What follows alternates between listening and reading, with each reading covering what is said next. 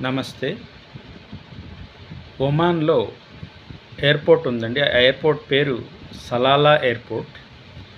So, India నుంచి travel చేసిన ఒక యాత్రికుడు సుమారుగా 6.5 కేజీల మెర్జువానా అంటే అది సైంటిఫిక్ నేమ్ అండి.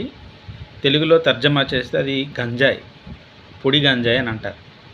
దాన్ని లగేజ్ బ్యాగ్‌లో హైడ్ చేసుకుంటూ భారతదేశం నుంచి ఎయిర్‌పోర్ట్ పాస్ అయిపోయాడు. కానీ ఒమాన్ ఎయిర్‌పోర్ట్‌కి వెళ్ళేసరికి అక్కడ నార్కోటిక్స్ కస్టమ్స్ అధికారులు అతని లగేజ్ బ్యాగు క్షుణ్ణంగా తనిఖీ చేసేసరికి లగేజ్ బ్యాగ్‌లో సుమారు 6.5 కేజీల మెర్జువానా గంజాయి, పొడి గంజాయి అనేది బయటపడిందండి లగేజ్ బ్యాగ్‌లో.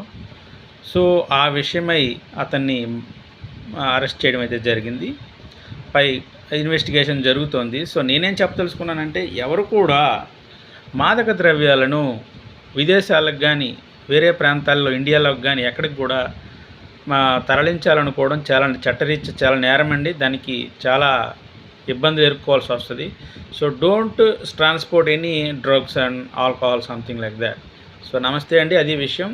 సలాలా ఎయిర్‌పోర్ట్‌లో భారతీయ ప్రయాణికుడి నుంచి 6.5 కేజీల గంజాయి సీజ్ చేయడం జరిగిందండి ఒమాన్ దేశంలో. నమస్తే.